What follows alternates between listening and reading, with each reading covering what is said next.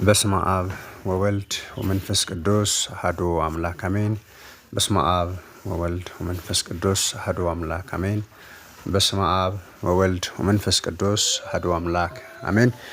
የተወደዳችሁ የተከበራችሁ የእግዚአብሔር ቤተሰቦች በያላችሁበት ቦታ እንደምንቆያችሁ በዛሬ ዝግጅታችን ላይ ለጋብቻ ፈተና ከሆኑት ጉዳዮች አንዱን በመምረጥ የተወሰኑ ደቂቃዎች ውስጥ ውይይት እናደርጋለን። በዚህ ዙሪያ ሀሳብ አስተያየት ያላችሁ በውስጥ ኮሜንት እያደረጋችሁ እኔን መጠየቅ ትችላላችሁ።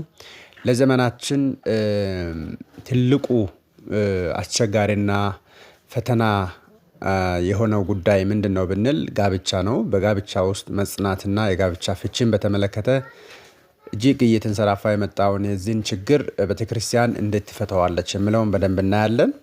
እንግዲህ አንድ ታሪክ በማንበብ እጀምርላችኋለሁ። ምንድነው የሚለው? ባለቤትን በጣም እወደዋለሁ፣ ዲያቆንም ነው። 2 ወንዶች ልጆችን ወልደናል። ችግሩ ወደ መኝታችን ስንሄድ ይስመኝና ጥቂት ተጫውቶ ገና ስሜቱ እንኳን ሳይነቃቃ ሩካቤውን አድርጎ ጨርሶ ይተኛል። ከዚህ የተነሳ ለ1 ሰዓት ያህል በተረበሸ ስሜት ውስጥ እቆያለሁ። በዚህ ምክንያት ከቅርብ ጊዜ ወዲህ ሩካቤ ማድረግ አልፈልግም። እርሱ ደግሞ ፍላጎትና ስሜት እንደሌለኝ አድርጎ ማሰብ ጀምሯል። አንዳችን ለአንዳችን ስሜት ሳንጎዳ እንዴት ልንፈታው እንደምንችል አላውቅም ነው የምትለው እንግዲህ እህታችን።